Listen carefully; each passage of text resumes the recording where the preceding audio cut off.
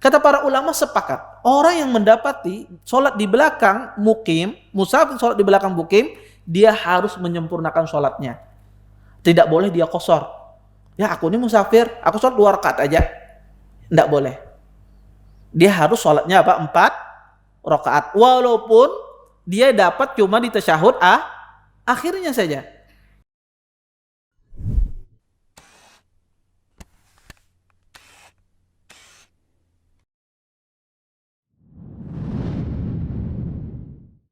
Assalamualaikum warahmatullahi wabarakatuh. Innal hamdalillah nahmaduhu wa nasta'inuhu wa nastaghfiruh wa na'udzu billahi min shururi anfusina wa min sayyiati a'malina. May yahdihillahu fala mudilla lahu wa may yudlil fala hadiya lahu. Asyhadu an la ilaha illallah wahdahu la syarika lahu wa asyhadu anna Muhammadan abduhu wa rasuluh. فإن أصدق الحديث كتاب الله وخير الهدي هدي محمد صلى الله عليه وسلم وشر الأمور محدثاتها وكل محدثة في الدين بدعة وكل بدعة ضلالة وكل ضلالة في النار أما بعد. Bapak-bapak, ibu-ibu yang dimuliakan oleh Allah Subhanahu wa taala, alhamdulillah pada malam ini kita dapat berjumpa kembali dalam rangka mempelajari hadis-hadis Nabi sallallahu alaihi wasallam. Mudah-mudahan pertemuan kita pada malam hari ini mendatangkan berkah di sisi Allah Subhanahu wa taala. Kita lanjutkan, kita masuk pada hadis yang ke-15. Ya. Dan insyaallah ya saya berusaha setiap minggu itu mengambil 8 sampai 9 hadis ya. Biar ya dalam tempo setahun lebih dikit ya kitab ini selesai. Ya, baik. Berkata Imam Malik rahimahullah taala, an Amr ibn Yahya al-Mazini an ibn Abi Salid anhu qala kunna nusalli al-jum'ah ma Utsman bin Affan radhiyallahu anhu thumma nansarif wa ma lil jidari dhillun. Berkata Imam Malik rahimahullah taala dari Amr bin Yahya al-Mazini dari Ibn Abi Salid, sesungguhnya beliau berkata, kami salat Jumat bersama Utsman bin Affan radhiyallahu anhu. Kemudian kami selesai dari salat Jumat tersebut dan tidak ada naungan pada dinding. Ya. Seorang tabi'in Ibn Abi Salid ini beliau menceritakan bahwasanya beliau bersolat Jumat bersama Utsman bin Affan radhiyallahu anhu. Ketika beliau salat Jumat, selesai dari salat Jumat tidak ada naungan ya, ketika selesai salat Jumat tidak ada bayangan. Ini menunjukkan bahwasanya kita tahu bayangan itu ada ya ketika ya matahari sudah tergelincir, maka barulah ada bayangan sedikit ya. Antum kalau menaruh kayu ya di waktu zuhur, sebelum masuk waktu zuhur, maka bayangannya tidak ada ya. Nanti setelah masuk waktu zuhur baru ada tergelincir sedikit. Nah, sahabat ini mengatakan, saya sholat ya bersama Utsman bin Affan radhiyallahu anhu, sama sekali tidak ada bayangan pada dinding. Dipahami oleh sebagian orang, Utsman bin Affan radhiyallahu anhu beliau sholat Jumat sebelum masuk waktu sholat zuhur.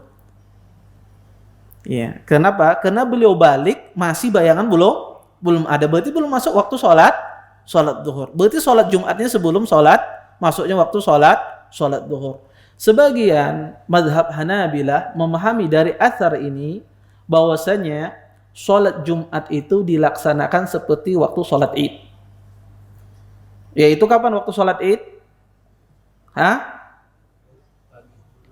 Apa? Masa setiap tahun melaksanakan sholat Id? Kapan mulai waktu sholat Id, masuk waktu sholat Id? Ketika ya awal masuk waktu sholat duha. Ya, atau yang antum istilahkan sering kita dengan sholat syuruk. Ya. Maka itulah awal masuk waktu sholat Id. Nah, mazhab Hanabilah sebagaimana saya jelaskan pada pertemuan kemarin, mereka menganggap bahwasanya sholat Jumat itu dimulai itu, ya. Dan waktunya berakhir sampai sebelum asar. Ya. Tetapi jumhur ulama mengatakan enggak. Sholat Jumat itu waktunya seperti apa? Seperti sholat zuhur.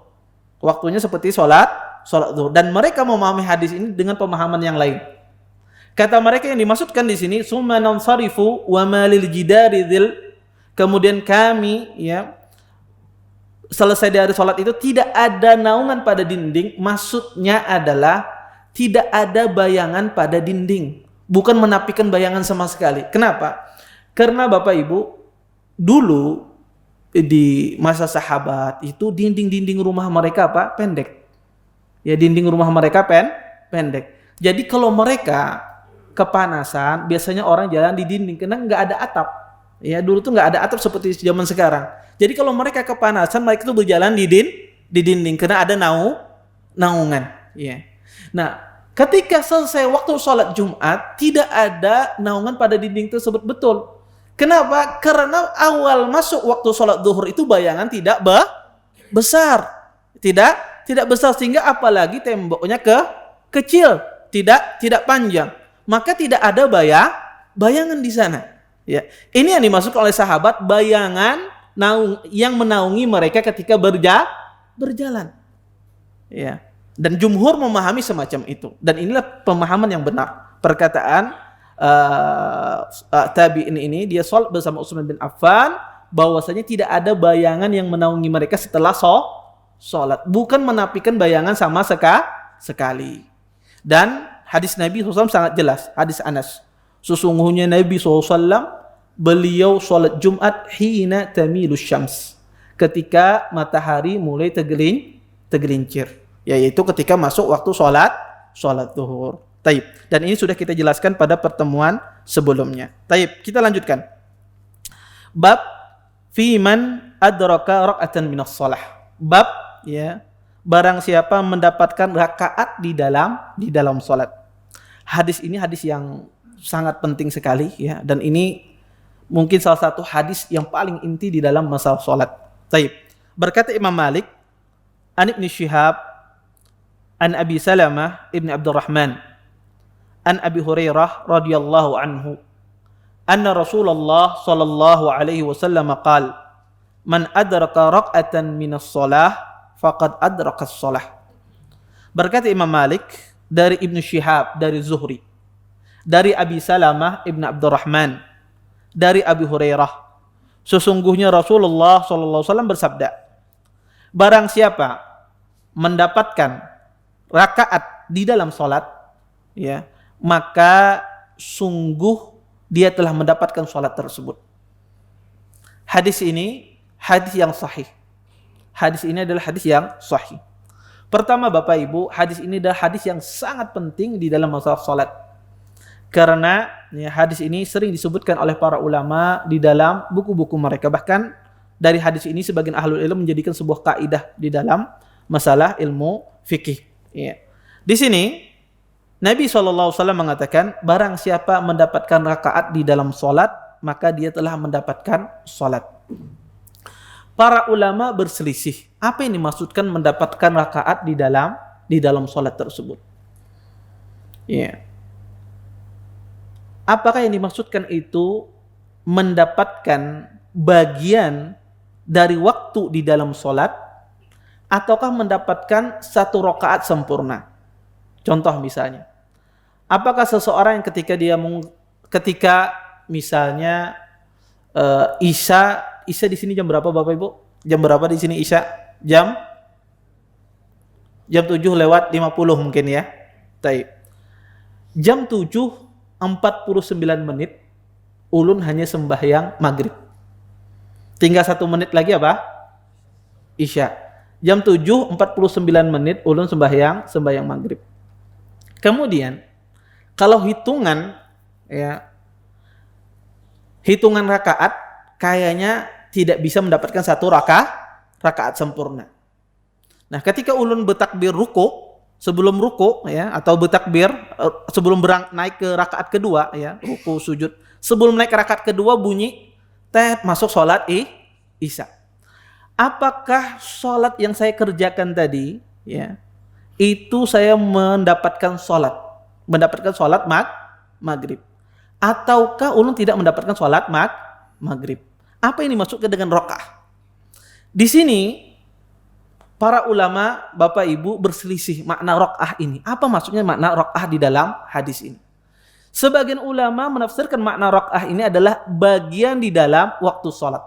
Selama dia bisa mendapatkan takbiratul ihram, masih di dalam waktu sholat, berarti dia telah mendapatkan sholat.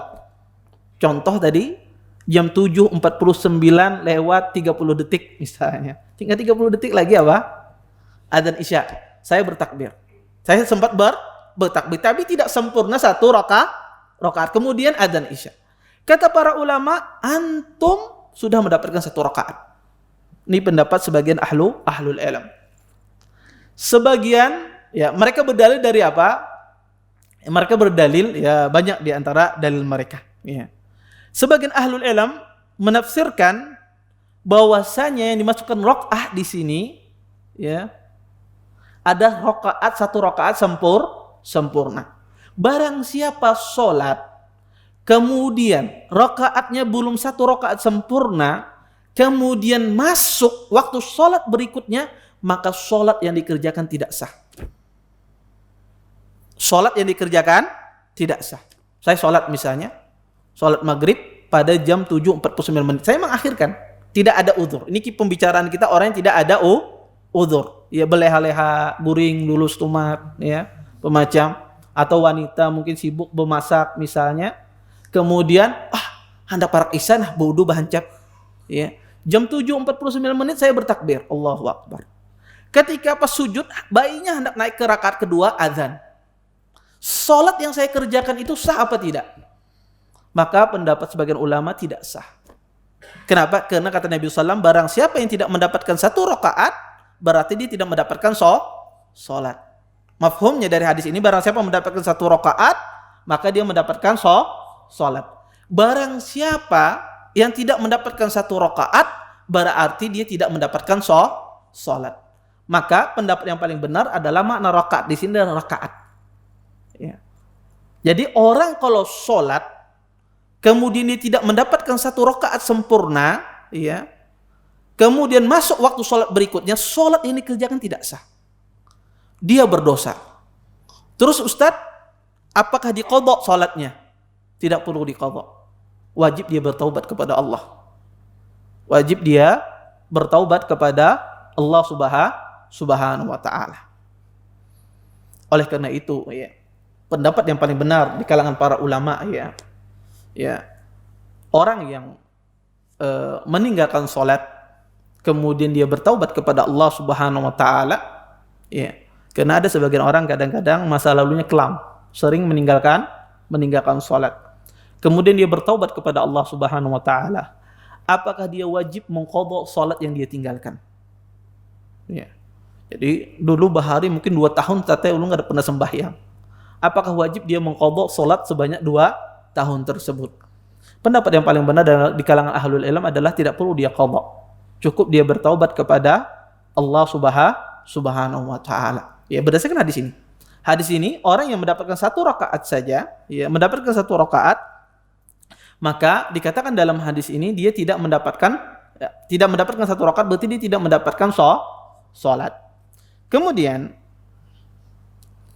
di dalam hadis ini, ya, bantahan terhadap sebagian orang yang mengatakan bahwasanya barang siapa mendapatkan satu rakaat di dalam salat, kemudian, ya, masuk waktu berikutnya, maka salatnya menjadi batal. Maka ini keliru.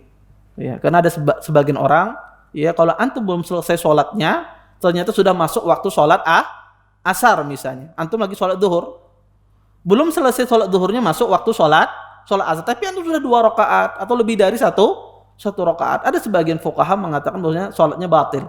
Ya, maka ini keliru. Maka teruskan salatnya, sempurnakan salatnya. Ya. Taib.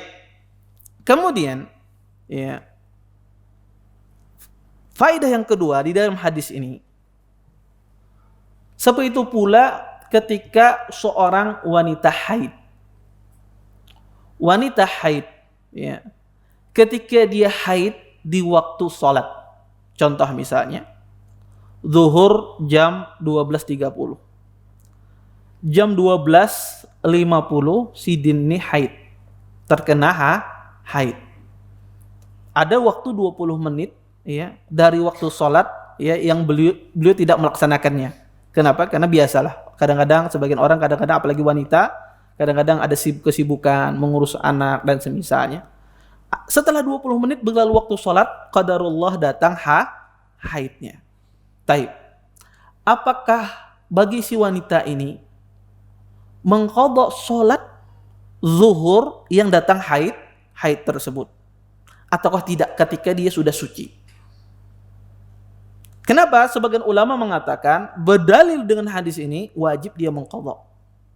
Kenapa? Karena memungkinkan dia mendapatkan satu rakaat, tapi tidak dia laksanakan.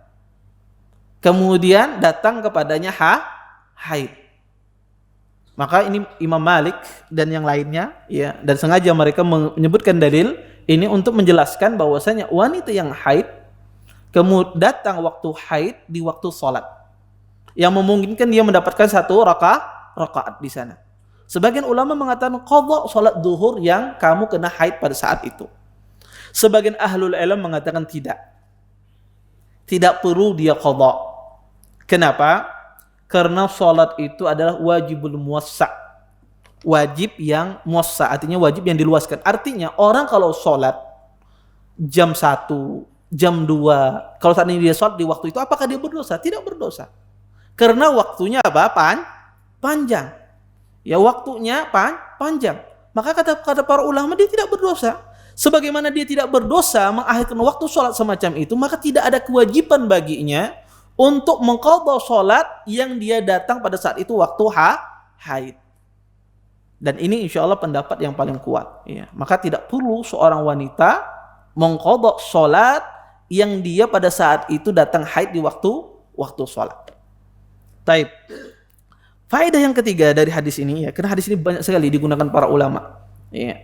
Faedah yang ketiga dari hadis ini adalah jika seandainya, ya ini dan ini juga berkaitan dengan masalah wanita haid. Jika seandainya wanita tersebut haid di detik-detik akhir waktu sholat zuhur, ya misalnya sholat zuhur ini sholat asar jam 4 misalnya, jam 3:50 ternyata sidin suci. Jam 3:50 mandi apa segala macam, sisa waktu mungkin sisa 1 menit lagi ya habis waktu apa? Sholat zuhur. Sehingga tidak memungkinkan dia untuk mendapatkan satu rakaat. Baik. Apa yang harus dilakukan oleh wanita haid ini? Apakah dia melaksanakan sholat zuhur tersebut? Kalau dia laksanakan, dia tidak sempat, ya, tidak sempat mendapatkan satu rakaat. Palingan bertakbiratul ihram, membaca setengah Al-Fatihah, sudah berpindah waktu sholat asar. Ataukah dia cuma hanya mengerjakan sholat asar saja? Para ulama berdasarkan hadis ini, para ulama mengatakan yang dia kerjakan cuma sholat asar saja. Yang dia kerjakan cuma sholat asar. Adapun sholat zuhur yang dia tidak sempat melaksanakan satu rakaat, ya, maka gugur kewajiban tersebut. Kenapa? Karena Nabi SAW mengatakan man adraka raka'atan minas shalah faqad adraka as-shalah. Barang siapa mendapatkan satu rakaat di dalam sholat, berarti dia mendapatkan sholat. Mafhum dari hadis ini, barang siapa yang tidak mendapatkan satu rakaat, berarti dia tidak mendapatkan sholat tersebut. Makanya seorang wanita haid, ya, ketika dia suci dari haidnya di akhir-akhir waktu sholat zuhur dan tidak memungkinkan dia mendapatkan satu rakaat, maka cukup dia mengerjakan sholat asar saja. Cukup dia mengerjakan sholat asar saja. Taib. Kemudian, ya, faedah yang keempat, ya, dari hadis ini, ya, hadis ini juga, ya, berbicara tentang masalah, ya, berkaitan juga tentang masalah sholat berjamaah. Ya, kapan seseorang itu dikatakan dia dapat sholat berjamaah? Ya, contoh misalnya tadi dilaksanakan sholat maghrib, kemudian saya datang di rakaat terakhir, imamnya lagi tasyahud akhir. Nah, saya datang, ya, kemudian, ya, saya bertakbir. Saya cuma mendapatkan tasyahud akhir dari imam. Masbuk seperti saya ini, apakah mendapatkan berjamaah bersama imam? Apakah dikatakan saya sholat berjamaah bersama imam? Apakah tidak?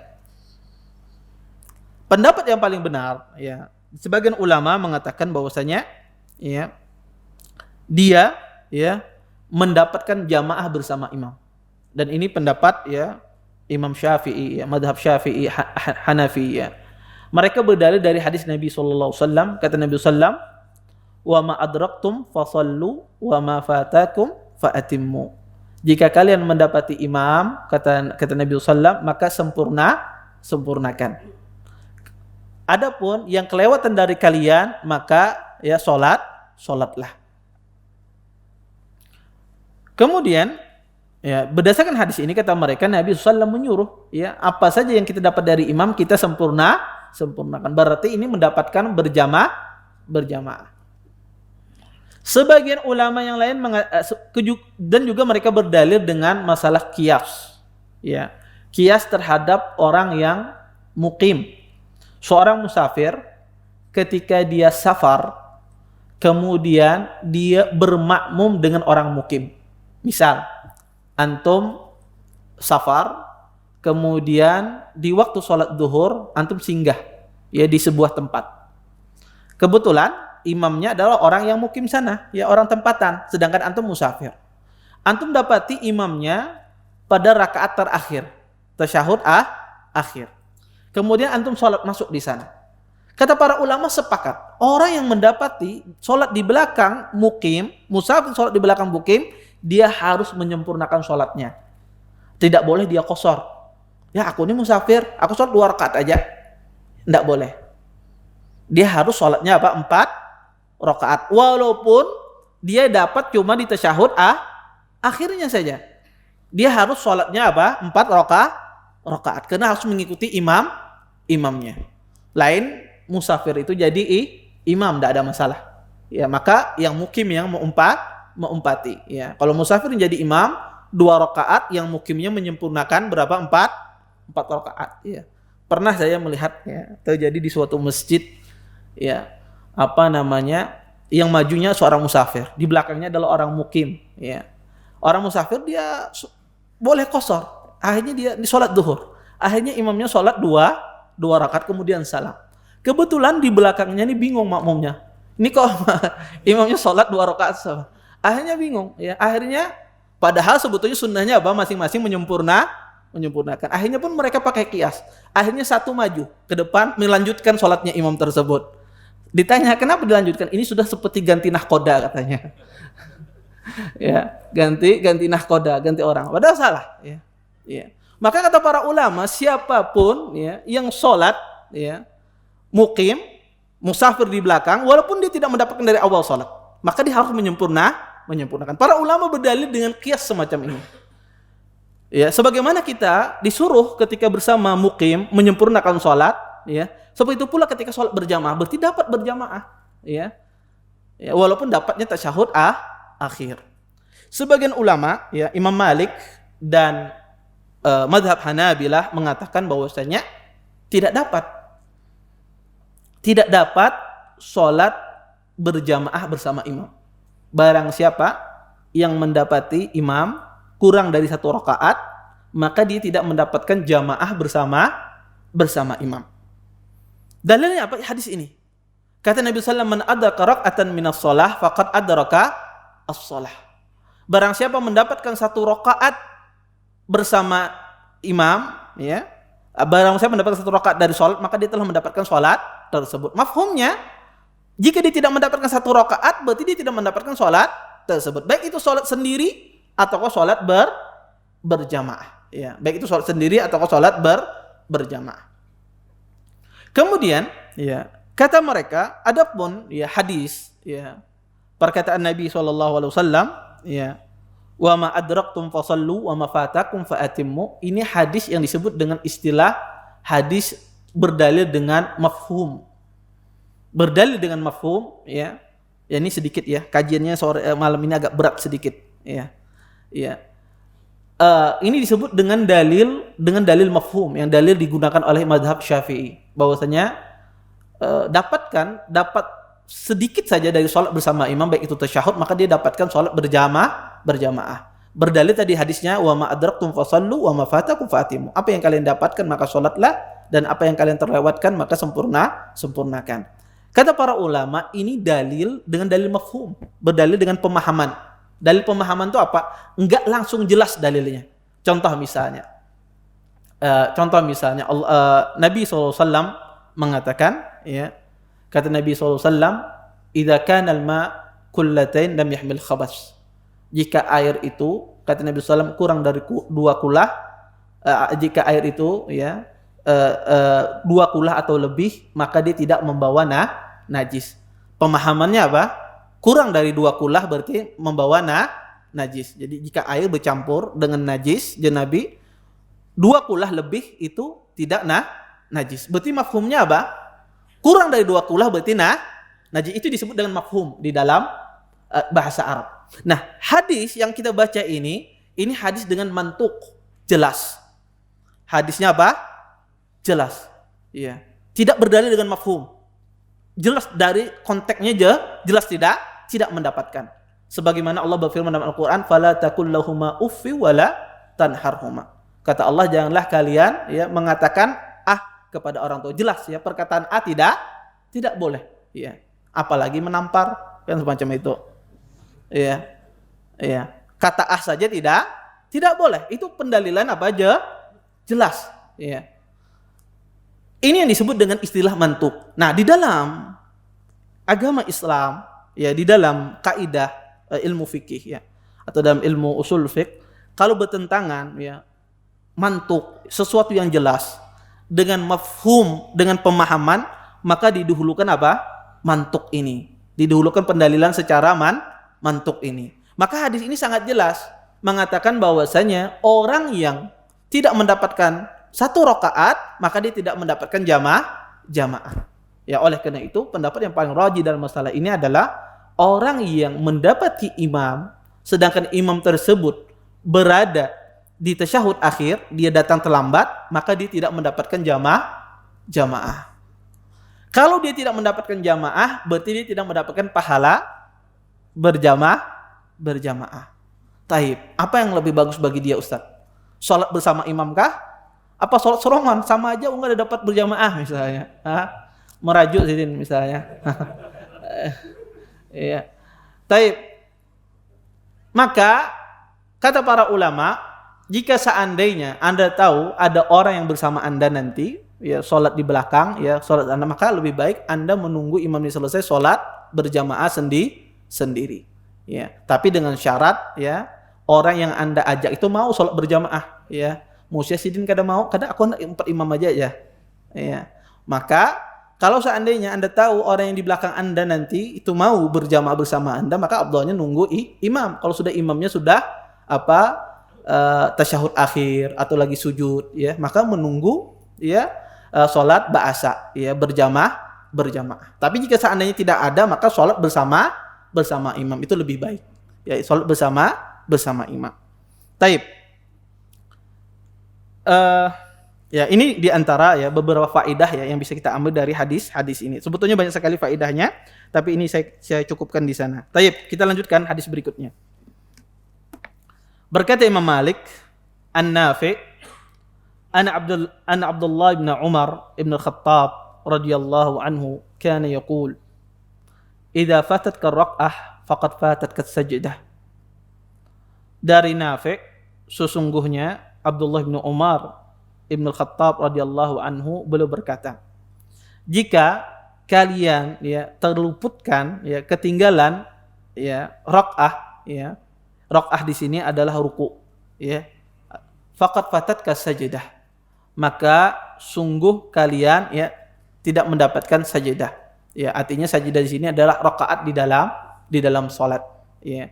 Maka, ya, kata Abdullah bin Umar, ya, orang ketinggalan, ya, rakaat ruku', ya, di dalam salat, maka dia tidak mendapatkan apa? 1 rakaat di dalam salatnya. Taib. Kita lanjutkan ke hadis berikutnya, asar berikutnya, ya, karena hampir sama. An Imam Malik annahu balaghahu anna Abdullah bin Umar wa Zaid bin Thabit kana yaqulan man adraka ar-rak'ah min qabli ayyarfa al-imam ra'sahu faqad adraka sajdah. Dari Imam Malik, kata Imam Malik, sesungguhnya telah sampai kepadaku dari Abdullah bin Umar dan Zaid bin Sabit. Mereka berdua berkata, barang siapa mendapatkan rakaat ya atau mendapatkan ruku sebelum imam mengangkat kepalanya, maka dia telah mendapatkan salat, mendapatkan satu rakaat di dalam salat. Kaum muslimin dan muslimat yang dimuliakan oleh Allah Subhanahu wa taala, bapak-bapak, ibu-ibu, ya. Hadis ini, asar ini adalah asar, sebuah asar, karena bukan hadis Nabi, tetapi ini perkataan seorang sahabat Abdullah bin Umar dan perkataan seorang sahabat Zaid bin Sabit. Ini disebut dengan istilah asar. Asar ini yang dibawakan oleh Imam Malik ini dari sisi sanadnya lemah. Dari sisi sanadnya lemah. Kenapa?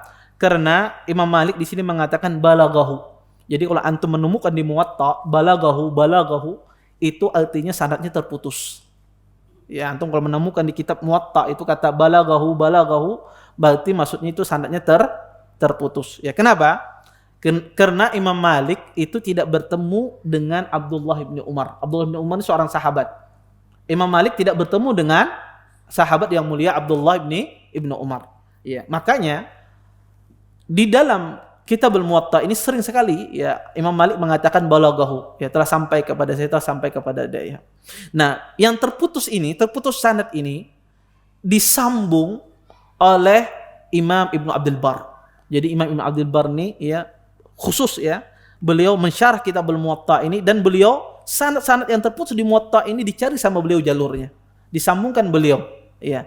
Maka di dalam kitab beliau Tamhid ya semacam hadis ini, kalau antum cari di Tamhid maka akan dapati bahwasanya bersambung. Imam Malik ini meriwayatkan dari siapa sebetulnya? Iya. Maka semua kata balaghahu yang terputus di dalam kitab Muwatta ini disambung oleh Imam Ibnu Abdul Bar dalam kitab beliau Tamhid, kecuali 4 hadis.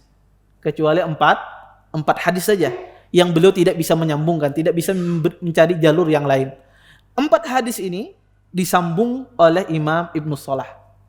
Nah, jadi sebetulnya dalam riwayat Imam Malik ini ya kata-kata balaghahu ini walaupun ini terputus ya, tetapi dalam jalur lain ada jalur yang menyambungkannya kepada sahabat, kepada Rasulullah sallallahu alaihi wasallam. Nah, di sini sebetulnya Imam Ibnu Abdul Bar ya menyebutkan bahwasanya hadis ini ya asar ini datang dari Imam Malik ya meriwayatkan dari Ibnu Juraid dan Nafi'. Ya, jadi Imam Malik sebetulnya ini meriwayatkan dari Ibnu Juraid dan Nafi'. Kemudian keduanya meriwayatkan ya dari Abdullah bin Umar. Ya, Abdullah bin Umar dan Zaid bin Sabit. Tetapi sanad yang menyebutkan Ibnu Juraid dan Nafi' ya sanadnya lemah. Kenapa? Karena sanad Ibnu Abdul Bar yang menyebutkan hadis ini, asar ini ada sanadnya lemah karena di dalam sanadnya itu ada seorang rawi namanya Al-Walid ibn Muslim. Walid ibn Muslim ini seorang rawi mudallis. Mudallis itu dia meriwayatkan hadis secara mengatakan tidak mengatakan haddatsana. Kalau dia mengatakan dalam periwayatannya, maka hadisnya terputus. Ya. Maka asar ini yang rajih bahwasanya asar ini adalah asar yang lemah. Asar yang lemah. Taib. Di dalam asar ini ya ada beberapa faedah yang bisa kita ambil. Faedah yang pertama, di dalam asar ini menjelaskan bahwasanya makna rakaah itu adalah apa? Ruku. Di dalam asar ini menjelaskan bahwasanya makna rakaat itu adalah ruku. Ya. Dan antum perlu tahu setiap rakaah, kata rakaah ditafsirkan dengan makna ruku, semua hadisnya hadis yang lemah.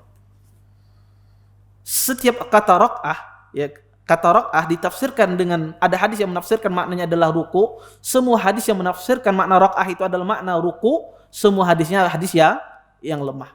Makanya Imam Bukhari rahimahullahu taala beliau memiliki kitab Raf'ul Yadain ya.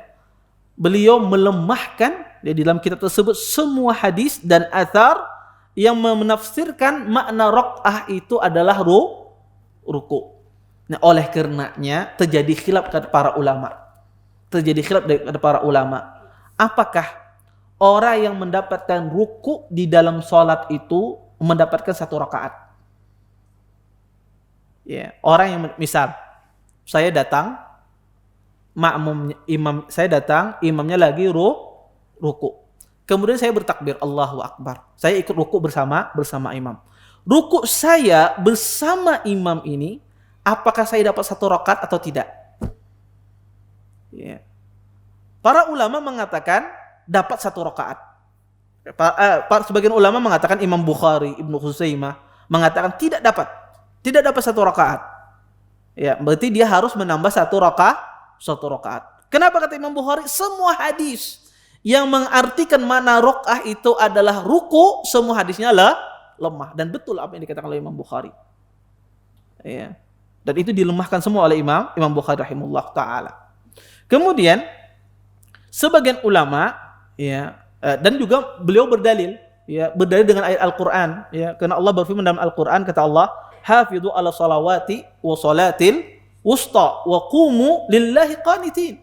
Kata Allah, jagalah salat ya, terutama salat wusta, wa qumu lillahi qanitin, dan berdirilah kalian melaksanakan salat.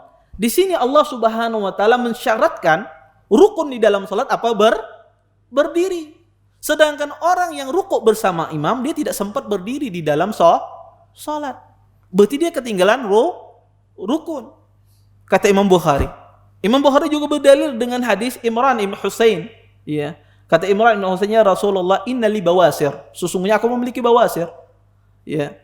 Kemudian beliau bertanya tentang Nabi sallam. Kata Nabi sallam, qum salli qa'iman. Berdirilah engkau, salatlah engkau dalam keadaan berdiri. Fa'ilam tastati' faqa'idan. Jika engkau tidak bisa, maka salatlah dalam keadaan duduk. Fa'ilam tastati' fa'ala janbin. Dan jika kamu tidak bisa salat dalam keadaan duduk, maka salatlah dalam keadaan berbaring. Di sini juga Nabi sallallahu meminta kepada sahabat yang mulia ini, ya, Imran ibn Husain ini, untuk salat dalam keadaan berdiri. Menunjukkan bahwasanya salat dalam keadaan berdiri itu adalah rukun di dalam salat. Maka orang yang rukuk bersama imam tidak sempat berdiri, maka dia ketinggalan rukun. Bagaimana dianggap dia dapat 1 rakaat? Dan juga kata dari Imam Bukhari, orang ini ketinggalan bacaan Al-Fatihah. Al-Fatihah merupakan apa? Rukun di dalam salat. Sehingga dia tidak mendapatkan apa? 1 rakaat. Taib. Kiapa menurut pian nek?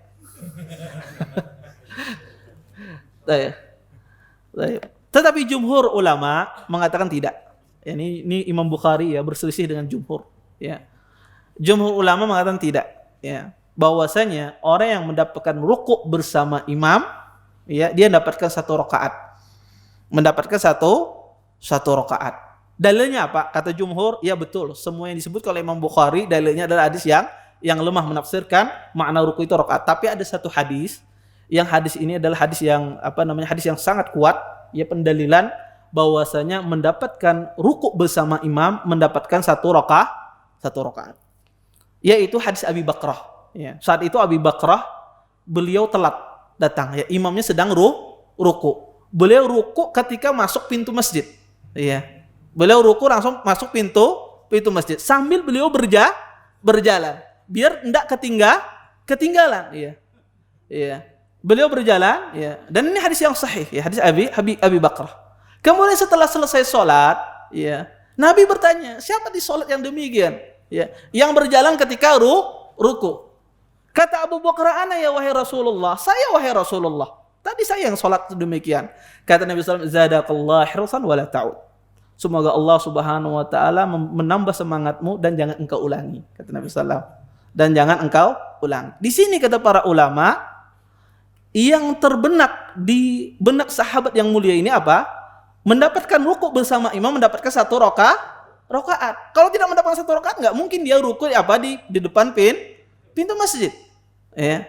Dan Nabi SAW tidak menyuruh Abu Bakar untuk mengqadha salatnya. Kalau salatnya tidak dapat 1 rakaat, niscaya disuruh Nabi SAW mengqadha salatnya. Kalau salatnya dia tidak dapat 1 rakaat. Ketika Nabi SAW tidak menyuruh Abu Bakar untuk mengqadha salatnya, menunjukkan orang yang rukuk bersama imam mendapatkan 1 rakaat. Ya. Tapi Imam Bukhari punya dalil lain lagi. Kata Imam Bukhari, mana dalilnya? Di sana Nabi tidak menyuruh mengqadha, tidak ada di hadis. Nabi tidak ada menyuruh mengqadha dan tidak memerintahkan. Berarti kata Imam Bukhari tidak sah berdalil dengan semacam ini. Karena tidak ada kejelasan. Kalau seandainya Nabi menyuruh tidak mengqadha di dalam hadis tersebut, maka bisa dijadikan dalil. Tapi tidak ada dalilnya. Tidak ada perintah untuk mengqadha dan tidak ada juga perintah untuk melarang untuk mengqadha. Tetapi dijawab oleh jumhur, ya. Di sini menunjukkan dalil dia tidak mengqadha. Dalilnya apa? Ketika ditanya oleh Nabi, pas setelah selesai sholat langsung beliau jawab. Kalau beliau lagi mengqadha, kata kamu menjawab langsung. Ya. Nah, ini dalil yang sangat kuat dalam masalah ini. Oleh karena itu para ulama mengatakan orang yang mendapatkan ruku bersama imam berarti dia mendapatkan 1 rakaat bersama imam. Ya. Permasalahannya, ruku yang di mana mendapatkan 1 rakaat bersama imam? Iya. Iya. Kadang-kadang orang bingung. Ulun nih imamnya pas hendak tidak ulun ruku dapat 1 rakaat kadakah? Kan itu pertanyaan. Orang akan bertanya, apa kaidahnya dia mendapatkan apa? 1 ruku seperti apa mendapatkan dikatakan 1 rakaat. Ya. Para ulama menjelaskan bahwasanya ruku, dan ini khilaf para ulama. Sebagian ulama mengatakan kalau dia sudah membungkukkan badannya saja, dia sudah dapat ruku selama imamnya belum bergerak. Sebagian ulama tidak sah mendapatkan ruku kalau seandainya jika membungkukkan imamnya belum dia menyentuh tangannya ke lututnya, imamnya bergerak naik. Tidak. Sebagian ulama tidak mendapatkan ruku bersama imam. Dalilnya apa? Karena Nabi SAW mengatakan ruku bersama imam apa? Kata Nabi, warka hatta tatma'inna raki'an. Nabi SAW pernah menegur orang yang keliru sholatnya. Disebut dengan hadis musi'us sholat. Nggak bagus sholatnya, tidak khusyuk sholatnya. Ditegur oleh Nabi SAW. Kata Nabi SAW, rukuklah engkau sampai betul-betul engkau tumakninah di dalam rukukmu. Kata para ulama, kalau seandainya sekedar membungkukkan saja, belum tangannya menyentuh lututnya, kemudian imamnya melakukan pergerakan naik ke atas untuk iktidal, maka dia tidak mendapatkan rukuk bersama imam. Pendapat yang kedua, dan ini pendapat yang paling kuat, adalah memungkinkan dia tangannya menyentuh kedua lututnya. Ketika tangannya sempat menyentuh kedua lututnya, maka dia di sana mendapatkan 1 rakaat selama imam masih belum naik. Dia tangannya menyentuh lututnya, baru setelah itu misalnya imamnya naik, baru dia mendapatkan 1 rakaat. Tapi kalau dia belum menyentuh imamnya sudah pergerakan, ya, maka tidak dapat. Ini tidak. Itu kaidahnya, itu dawabitnya, ya. Maka orang kalau mendapati imam sedang ruku, kemudian antum masbuk, ya, imamnya sedang melakukan pergerakan ke atas, antum belum, hanya bertakbir Allahu Akbar, imamnya sudah melakukan pergerakan, maka tidak mendapatkan ruku bersama imam, ya. Tetapi kalau seandainya tangan kita sempat menyentuh dan imamnya belum melakukan pergerakan naik ke atas, berarti mendapatkan apa? 1 rakaat bersama imam. Taib. Kita ambil 1 hadis lagi biar selesai bab ini, ya. Berkata Imam Malik, annahu balaghahu anna Abu Hurairah kana yaqul man adraka raq'ah faqad adraka as-sajdah wa man fatathu qira'ah ummul Qur'an faqad fatahu khairan katsir. Kata Abu Hurairah, kata Imam Malik, telah sampai kepadaku dari sahabat Abu Hurairah, sesungguhnya beliau berkata, barang siapa mendapatkan rakaat, maka dia telah mendapatkan salat. Dan barang siapa ketinggalan baca Ummul Quran, yaitu Al-Fatihah, maka dia telah ketinggalan kebaikan yang begitu banyak. Ya, hadis ini Bapak Ibu hadis yang lemah, ya, hadis yang lemah. Kenapa? Karena sanadnya terputus. Ya, Imam Malik tidak bertemu dengan Abi Hurairah. Maka hadis ini adalah asar yang lemah. Wallahu a'lam. Taib. Mungkin itu saja yang dapat ulun sampaikan. Mudah-mudahan bermanfaat. Kita jawab pertanyaan karena lumayan banyak nih pertanyaan yang masuk. Ya. Taib. Ya. Kalau ada yang bertanya lewat tangan, adakah? Kita jawab pertanyaan lewat ini dulu. Assalamualaikum Ustaz, izin bertanya. Bagaimana cara kita untuk menasihati saudara yang masih bermudah dengan lawan jenisnya? padahal dia tahu hal itu salah, seperti dia yang masih memfollow akun akhwat. Mohon nasihatnya Ustadz. Ya, pertama nasihatnya adalah bertakwa kepada Allah Subhanahu wa taala ya, dalam keadaan ya sepi, dalam keadaan sendiri ataupun dalam keadaan dilihat oleh orang banyak, maka seseorang bertakwa kepada Allah Subhanahu wa taala. Kemudian yang kedua adalah hindari wasilah-wasilah yang menjerumuskan kita kepada hal-hal yang haram. Kalau seandainya contoh misalnya ya, kalau seandainya seseorang itu memiliki internet, ya itu menimbulkan mudarat baginya. Maka jangan berinternetan. Kau aja kita hidup pakai HP yang bahari, ada Bapak? Ya. Kalau seandainya dia Facebook, kemudian punya YouTube, punya Instagram, Telegram, Twitter dan misalnya, ya. Kemudian hal tersebut melalaikan dia dari mengingat Allah, bahkan dia terjumus dalam maksiat, melihat hal yang macam-macam. Dari sekarang putus hal-hal yang membawa hal demikian. Ya, itu kuncinya. Ya, kalau seandainya dia disebabkan maksiatnya itu akibat hal-hal yang semacam ini, ya akibat internetan, jangan nukar kuota internet. Ya. Cari wifi gratisan aja. Ya. Maka jangan sama kali nukar melakukan hal-hal demikian. Ya, kenapa? Karena manusia itu lemah. Ya, manusia itu lemah. Kalau ada wasilah semacam ini, tambah dia. Tetapi kalau seandainya itu bermanfaat bagi kita untuk dunia kita, akhirat kita, tidak ada masalah. Tapi bagi orang yang lemah, ya, maka tinggalkan. Ya. Kemudian, ya, yang ketiga adalah jangan suka menyendiri. Jangan suka menyendiri. Kenapa? Karena kata Nabi SAW, innama ya'kulu dhi'bu minal ghanamil qasiyah.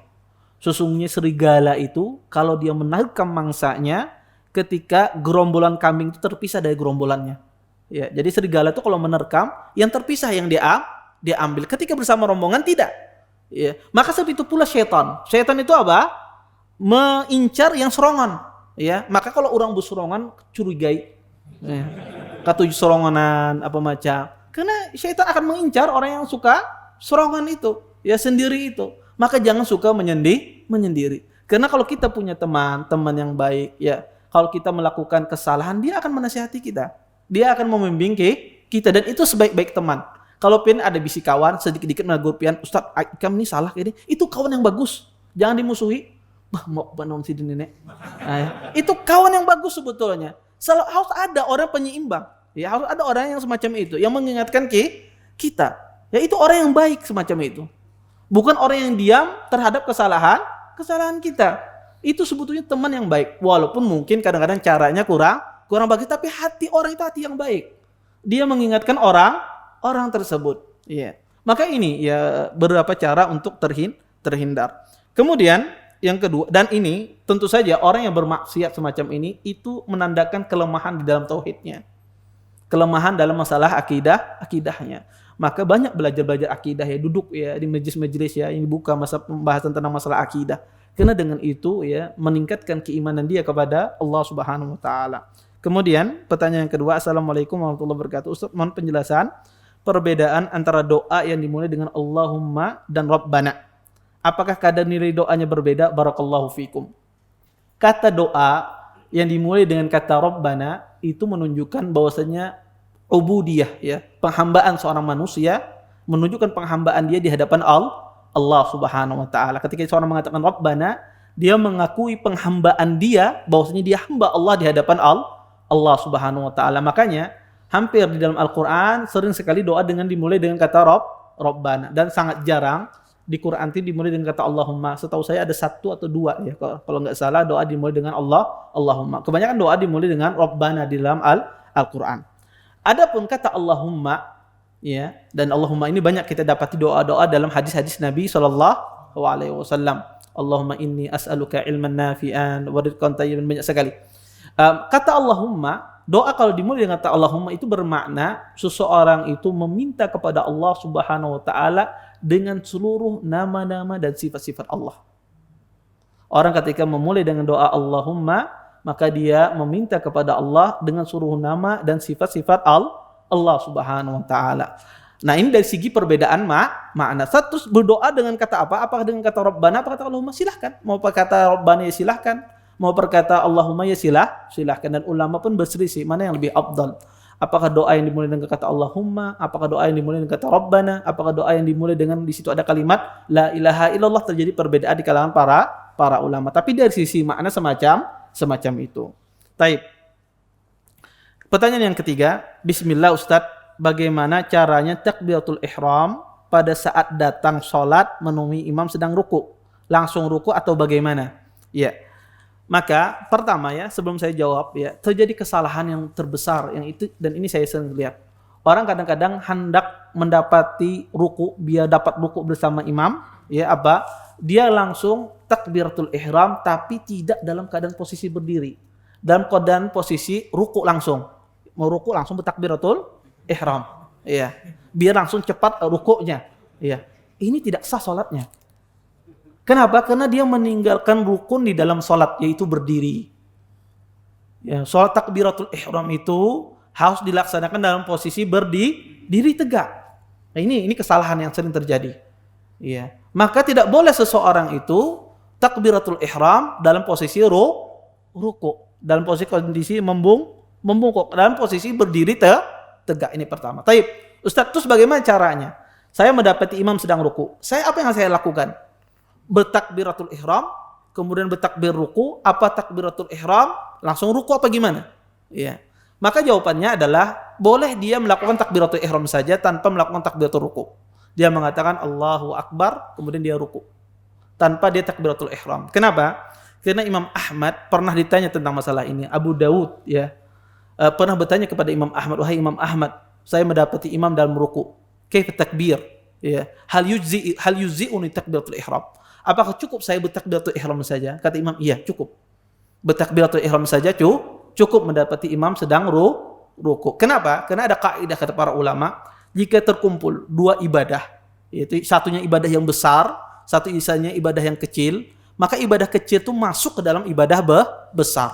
Takbiratul ihram itu lebih besar daripada takbiratul intiqal. Ketika ruku itu ada takbiratul intiqal, sekarang takbiratul ihram. Takbiratul ihram, ketika seorang melakukan takbiratul ihram, maka takbiratul intiqal itu otomatis akan masuk dalam takbiratul ihram. Ya, itu sama seperti seseorang mandi junub. Mandi junub, ketika dia sudah mandi junub, kemudian sholatnya apakah berwudu? Ustaz? Tidak perlu berwudu. Kenapa? Karena hadas kecil itu masuk dalam hadas besar. Ya, semacam itu, kecuali dia ketika setelah itu menyentuh kemaluan batal, nah ini wudu pulang, ya. Jangan kada wudu. Ya. Ini kan mandi ulun. Itu kan yang bekantut itu kan masalah wudu tetap sama aja, ya. Kalau dia melakukan hadas kecil setelah mandi besar, maka batal, ya. Maka kalau seandainya ya hadas kecil ini masuk ke dalam hadas besar, sama seperti tadi, ya. Apakah boleh bertakbir lagi? Ya boleh. Kalau seandainya dia bertakbiratul ihram, dia mengatakan Allahu Akbar, kemudian mengatakan Allahu Akbar takbiratul intiqal, untuk ruku juga tidak mengapa, dan itu lebih afdal. Dan ini lebih afdal. Tapi masalahnya kadang-kadang kan waktu, ya. Sebagian orang takutan kada dapat ruku bersama imam, ya. Maka tidak mengapa dia mencukupkan takbiratul ihram, tapi afdalnya adalah dia melakukan takbiratul ihram, setelah dia bertakbiratul ihram kemudian dia takbiratul intiqal. Tapi yang perlu diperhatikan, yang paling penting dari semuanya itu adalah ketika takbiratul ihramnya dalam posisi berdiri tegak. Taib. Ya. Taib. Ya. Bismillah, afwan, di luar tema. Apakah doa keluar WC selain gufronaka? Selain doa gufronaka, semua hadisnya adalah hadis yang lemah, ya. Kecuali gufronaka, itu hadisnya yang sahih. Selainnya adalah hadis-hadis yang lemah. Taib. Assalamualaikum. Izin tanya Ustadz, waktu haid hari ke-1 sampai ke-4 keluar, hari ke-5 ke-6 tidak keluar, tapi hari ke-7 keluar plek. Bagaimana waktu suci untuk sholat? Maka orang yang haid, ya, haid itu ya diketahui suci dari haid itu adalah dengan dua cara. Pertama, keluarnya keputihan. Yang kedua adalah kering di tempatnya keluarnya darah haid tersebut. Ini salah satu dari bukti ini terdapat pada seorang wanita, berarti dia sudah suci. Maka ketika tadi hari 1 hari ke-4 misalnya tidak keluar, ya, tetapi masih basah, lembab misalnya, atau tidak keluar keputihan, maka dia masih belum suci. Belum suci. Walaupun berhenti sebentar, ya, maka tetap dia tidak sholat. Lain halnya ketika dia berhenti keluar keputihan. Maka kalau keluar keputihan, maka sudah berarti itu adalah apa? Dia suci. Kemudian setelah itu saat keluar flek. Flek itu tidak dianggap setelah keluar keputihan. Tidak dianggap haid, ya. Tetapi kalau belum keluar keputihan, berhenti dia dan masih lembab di tempat tersebut, kemudian hari kelima keenam keluar lagi, maka hari yang berhenti tadi itu tetap apa? Tetap dia tidak sholat. Karena itu masih dalam kondisi haid. Ya.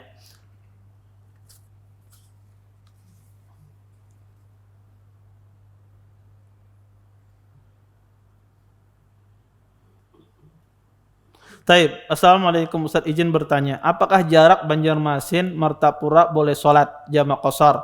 Mengingat jarak hanya 40 km. Kalau boleh apakah hanya jamak atau boleh di qashar? Kalau pian betaku non ulung lurung Martapura ini musafir, Bang. Iya. Iya. Iya, kalau bagi ulun ini musafir. Ya, musafir ya, antara seorang Banjarmasin ke Martapura. Di antara karena tidak ada batasan waktu, batasan jarak, karena semua yang menyebutkan jarak itu semua hadisnya lemah, ya. Maka itu dikembalikan kepada uruf, kepada kebiasaan masing-masing, ya, kebiasaan daerah masing-masing. Kalau kebiasaan, ya, tapi kebiasaan orang tetap beda-beda. Sebagian orang mengadakan safar, sebagian kada. Iya, kalau rincak ke sini mah katakan kada safar. Kalau orang jarang-jarang, orang kampung pasti mengadakan safar sini. Iya. Terus bukti safar itu seperti apa? Bukti tanda orang itu safar biasanya dia mau perbekalan. Contoh pembekalan membawa uang berlebih. Ya, jarang orang kalau ke Banjar ada bawa duit. Ya, pasti akan membawa uang berlebih, ya. Dan biasanya orang ketika safar juga kadang-kadang memakai pakaian yang bagus. Ya, pakaian yang rapi. Kalau orang keluar biasa di kabupatennya biasa aja pakai baju kaos apa macam, bersepeda motor.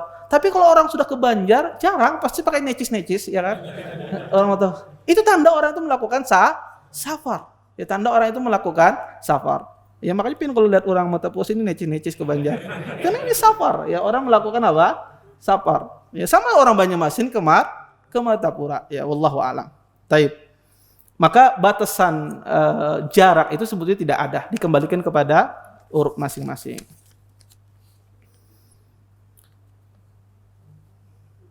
Assalamualaikum. Izin tanya Ustadz di luar tema. Ustadz, beberapa tahun yang lalu ibu ana dan kakak perempuan ana daftar haji. Ini hukumnya boleh atau enggak Ustadz? Karena perempuan semua. Mohon nasihat dan solusinya Ustadz. Kalau perempuan semua, ya syarat haji itu adalah dengan apa? Dengan mahram. Ya, la tusafirun imra'atun illa ma'a di mahramin. Kata Nabi sallallahu alaihi wasallam, janganlah seorang wanita safar kecuali dengan mahramnya. Maka kalau ditanyakan boleh apa tidak? Jawabannya adalah kalau seandainya dia berangkat haji dalam keadaan demikian, dia berdosa tapi hajinya tetap sah. Hajinya sah tapi dia berdosa. Ya, dia berdosa. Maka saran saya adalah bersabar. Tunggu sampai datang mahramnya. Ya. Tunggu ya bersama mahramnya. Berarti itu belum waktunya. Maka hendaknya bersabar ya sampai ada keluangan, ya, keluasan waktu bisa berangkat haji bersama mahramnya. Kalau seandainya terjadi, maka hajinya sah saja, tidak ada masalah, tetapi dia berdosa. Berdosanya dari sisi apa? Dari sisi dia menyelisihi perintah Nabi sallallahu alaihi wasallam. Wallahu a'lam. Baik. Ada yang bertanya? Pakai langsung? Baik. Kalau enggak ada, kita tutup dengan doa kafatul majelis. Subhanakallahumma bihamdika asyhadu an la ilaha illa anta astaghfiruka wa atubu ilaik. Assalamualaikum warahmatullahi wabarakatuh.